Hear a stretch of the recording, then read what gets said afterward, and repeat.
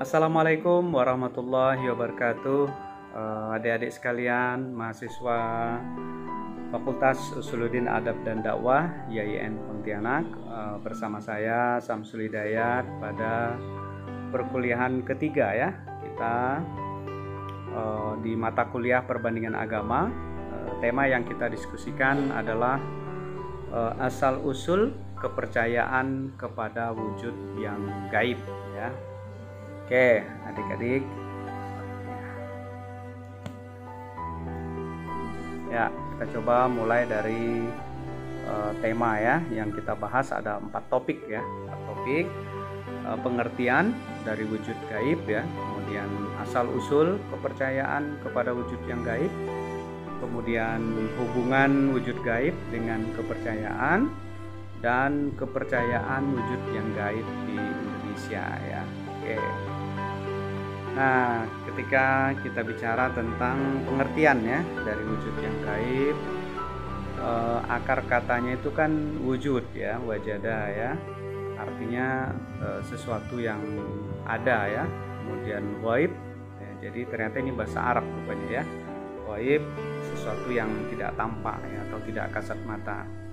Jadi secara sederhana kita mengartikan wujud gaib itu sebagai sebuah eksistensi yang tidak tampak ya oleh kasat mata, padahal dia eksis. Nah, kita membicarakan tentang alam sebenarnya ya, alam dan makhluk di sekitar kita. Alam ini banyak ya, dan umumnya kebanyakan alam yang kita pahami, yang kita yakini itu bersifat gaib. Sedangkan yang kelihatan itu alam dunia. Sementara alam-alam yang lain walaupun ada, walaupun eksis, tetap tampaknya tidak bisa dilihat ya oleh mata kepala manusia. Nah, adik-adik sekalian, alam ini mulai dari alam rahim ya, kalau secara sederhana ya. Dari alam rahim ini kita sudah berinteraksi ya dengan lingkungan sekitar ya, yang sebenarnya juga bersifat fisik ya, dimana seorang jabang bayi berinteraksi ya, ruhaniyahnya dengan jasmaniahnya. Nah, kemudian lahirlah kita di dunia, lalu ketika selesai di alam dunia ini bertemu lagi dengan alam yang lain. Ada alam kubur ya, kemudian alam arwah ya, itu disebut ya, kemudian alam akhirat dan seterusnya. Dan setiap pemeluk agama berbeda-beda keyakinan mereka tentang alam ini. Nah, makhluk juga begitu. Jadi ada makhluk yang kelihatan oleh kasat mata kita, dan ada juga makhluk atau ciptaan Tuhan yang gaib, ada tapi tidak terlihat oleh mata kita. Dan banyak ya kita mempersonifikasinya dengan istilah-istilah yang berbeda ya, sesuai dengan fungsinya, derajatnya, perannya gitu ya. Makanya kita mengenal nanti ada makhluk halus ya, kemudian ada ruh ya, kemudian ada dewa, kemudian ada Tuhan dan lain-lain. Nah, ini semua adalah personifikasi dari makhluk-makhluk yang gaib tadi itu, atau wujud yang gaib itu. Dan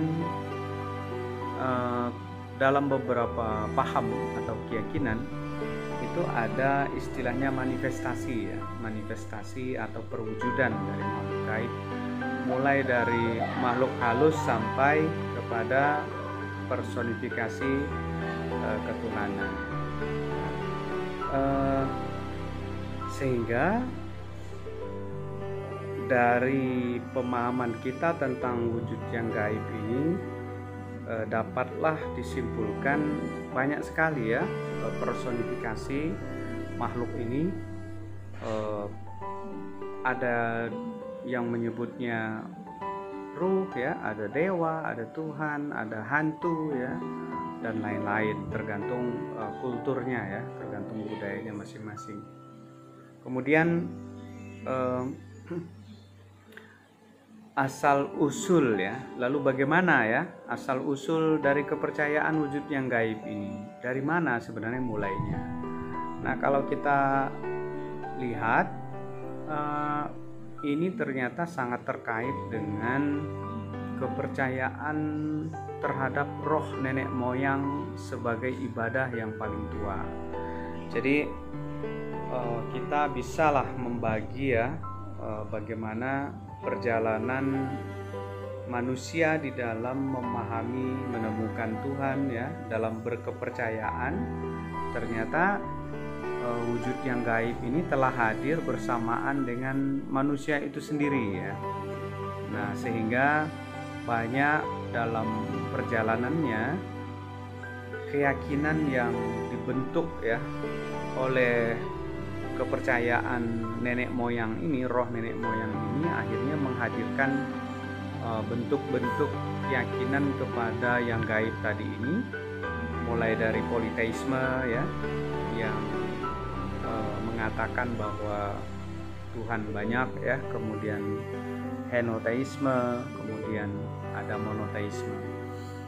Kalau politeisme artinya kepercayaan yang mengakui adanya lebih dari satu Tuhan ya, atau dewa ya. Dan ini banyak kita temukan sampai sekarang ya dari beberapa ajaran. Henoteisme ini ada satu dewa ya yang berkuasa di dunia, tapi mereka tidak memungkiri ya akan adanya keberadaan dewa-dewa yang lain. Nah, sementara monoteisme adalah kepercayaan bahwa Tuhan adalah satu ya, dan berkuasa penuh ya atas segala sesuatu. Nah, dari paham wujud tadi ini kepada yang gaib, kita menemukan ada dua teori ya yang bercerita tentang seperti apa sejarah wujud yang gaib ini. Ada teori evolusi dan ada teori revelasi. Kalau teori evolusi artinya yang bercerita tentang bagaimana perjalanan penemuan kepada yang gaib itu dari manusia ke manusia ya, ke alam dan seterusnya. Tapi teori revelasi bagaimana konsep terhadap yang gaib ini ditemukan melalui wahyu. Nah, untuk teori evolusi biasanya dikembangkan ya oleh para antropolog yang menjelaskan bahwa agama, eksistensi agama, keberadaan agama ini telah hadir bersamaan atau sama tuanya dengan keberadaan manusia. Nah, mereka membagi tipe ya kehidupan manusia pada 3 bentuk ya. Kalau dulu kita pernah mendengar ada Pithecanthropus erectus ya, manusia purba. Kemudian Homo nederland ya, Neanderthalensis ya. Dia udah seperti manusia tapi dianggap masih agak sedikit primitif ya. Nah, kemudian Homo sapien ya, yang kita anggap kita saat ini ya, yang lebih berperadaban. Nah, menurut Carl Jung ya, kehidupan manusia primitif itu berasal dari rasa ketakutan ya, rasa kecemasan seperti yang saya bahas di pertemuan pertama kemarin, dan itu merupakan sifat dasar manusia ya. Jadi agama itu lahir dari muncul dari rasa kecemasan. Ini menurut perspektif evolusi ya. Dari kecemasan lalu muncul harapan. Dari mana rasa cemas itu muncul? Dari interaksi manusia dengan alam ya, dengan air, dengan tanah ya, dengan gunung, dengan udara, dengan petir bahkan ya, sehingga cara manusia berkomunikasi dengan alam ini yang akhirnya secara evolusi menghadirkan kesadaran akan sesuatu atau wujud yang gaib tadi itu. Misalnya ketika seseorang atau kelompok manusia primitif yang mencoba untuk berlindung ya dari serangan hewan, misalnya mereka mendirikan rumah di pohon-pohon dan seterusnya supaya tidak diincar ya atau dimangsa oleh hewan. Tapi di waktu yang bersamaan ternyata mereka seringkali disambar petir misalnya, sehingga tetap saja ketakutan dan kekhawatiran itu menjadi evolusi atau peradaban manusia yang terus-menerus membentuk sebuah kondisi di mana mereka harus beradaptasi dengan lingkungan. Nah, adaptasi dari rasa takut ini melahirkan negosiasi dari manusia, kesadaran perlahan-lahan ya, kesadaran keberagamaan bahwa mereka ternyata berhadapan dengan sesuatu yang tidak bisa mereka kendalikan. Nah, dan itulah yang disebut dengan cikal bakal nanti kepercayaan kepada yang gaib. Nah, dalam perkembangannya akhirnya teori evolusi ini menghadirkan keyakinan-keyakinan yang sifatnya tumbuh ya dari kepercayaan manusia yang terjadi secara turun-temurun ya. Kalau secara sederhana sering kita mengatakan agama yang muncul dari budaya ya atau sejarah kehidupan manusia itu dianggap sebagai agama evolusi ya. Seperti agama Buddha misalnya atau agama Hindu yang dalam sejarah pertumbuhannya, kelahirannya itu berangkat dari keyakinan-keyakinan yang dibentuk oleh kepercayaan masyarakat. Misalnya Hindu itu sejatinya belum dikenal ya, agama Hindu sampai berkumpulnya begitu banyak ya kepercayaan masyarakat India terhadap kekuatan-kekuatan gaib yang bahkan di setiap teritori atau daerah memiliki personifikasi terhadap sesuatu yang gaib itu, sampai akhirnya berhimpun ya dari sekian ratus ya atau sekian ribu paham atau aliran berkembang menjadi satu keyakinan besar yang disebut dengan Hindu atau itu nama lain dari sungai Sindhu ya, lalu disebutlah dia agama Hindu. Nah, sementara agama revelasi ya atau agama wahyu ini adalah agama yang berasal dari Sang Pencipta ya, dari Tuhan yang memberikan bimbingan kepada manusia pertama, mulai dari manusia pertama. Dalam Islam atau Kristen atau Yahudi kita menyebut Adam ya. Nah, kalau dalam agama Dharma ya, agama evolusi tadi ada namanya Saratupa ya. Nah, ini yang merupakan makhluk pertama ya yang diciptakan oleh Tuhan menurut versi teori wahyu ini. Dan faktanya ternyata kodrat manusia ini suka melakukan kesalahan ya. Mungkin kita masih ingat cerita Habil dan Qabil ya. Nah, jadi kodrat manusia itu memang sering sekali ya menyimpang.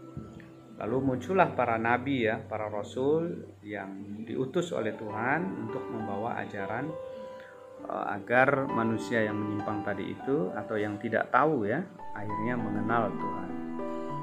Menurut banyak tokoh agama ya, termasuk Andrew Lang ya, menurut beliau agama pada stadium pertama itu sudah monoteisme. Wilhelm Smith juga mengatakan dan dia banyak meneliti tentang teori dan asal-usul agama. Menurut mereka keberagamaan manusia itu pada tahap awal itu sebenarnya sudah monoteisme. Nah, dan tentu mereka juga mengambil dasar-dasar teoritik dan saintis ya, bagaimana kesimpulan sampai akhirnya bahwa manusia yang diciptakan oleh Tuhan itu sebenarnya sudah memiliki peradaban tertentu dan sudah memiliki keyakinan tertentu, sehingga lahirlah kesimpulan bahwa bahkan manusia yang pertama pun sebenarnya sudah percaya kepada Tuhan yang satu. Nah, sedangkan menurut Muhammad Abduh, ya, Amir Ali, Muhammad Iqbal juga berpendapat yang sama, bahwa monoteisme ini adalah agama pada stadium awal. Nah, bahkan Muhammad Abduh menambahkan tidak ada evolusi dalam konsep akidah Islam. Nah, evolusi hanya ada di bidang hukum Islam saja. Yang jelas perdebatan tentang manusia pertama ini sampai sekarang tidak selesai, karena antara Adam dengan manusia primitif ini berbeda-beda ya penelitiannya, berdasarkan temuan-temuan ilmuwan ya tentang tengkorak manusia di gua ya, ditemukan ternyata usianya itu kurang lebih sekitar 45.000 tahun ya. Sehingga kalau dihitung-hitung dari usia para nabi di kitab suci itu, usia Nabi Adam itu sekitar 7.595 tahun ya. Tapi 7.597 tahun. Tapi faktanya ternyata ada makhluk atau manusia yang umurnya bahkan sudah 45.000 tahun. Nah, tentu menjadi pertanyaan, sebelum Adam ini sebenarnya makhluk ini makhluk apa? Apakah mereka sudah mengenal Tuhan atau monoteisme? Nah, sampai sekarang masih perdebatan. Nah, adik-adik sekalian, setelah kita memahami teori tentang wujud yang gaib ya, ada teori evolusi, kemudian ada teori revelasi, maka tentu kita akan sampai pada tahap ya bahwa hal-hal yang gaib tadi itu, wujud-wujud yang gaib itu tentu sangat berpengaruh terhadap kepercayaan kita ya. Nah, dengan demikian maka sebenarnya elemen dasar dari sebuah kepercayaan yang membentuk keimanan seseorang itu sebenarnya adalah sesuatu yang gaib, kepercayaan kepada yang gaib. Nah, sehingga mau tidak mau ketika seseorang beragama tidak bisa dihindari hal yang gaib itu. Bahkan ada istilah percaya itu bukan karena kita tahu gitu ya, tapi justru karena kita tidak tahu. Maka keimanan, keyakinan itu tidak membutuhkan logika, tidak membutuhkan nalar ya. Yang penting just believe saja atau percaya saja. Nah, walaupun kenyataannya memang tidak semua orang percaya ya dengan wujud yang gaib. Contoh ya, misalnya kepercayaan kepada wujud yang gaib di Indonesia ya, versi makhluk ya, versi makhluk halus ya. Dan ternyata setiap daerah memiliki budaya masing-masing ya tentang bagaimana mereka mempersonifikasi makhluk halus ya. Misalnya kalau orang Melayu ada konsep semangat atau jembalang ya. Kemudian Dayak itu mengenal konsep kuyang ya, ada bunian ya. Kalau orang Madura itu ada copeh, jerengkong atau mungkin jelangkung. Cina ada kui ini semacam roh ya. Kemudian Jawa ada memedi. Kalau orang Bali ada leak ya.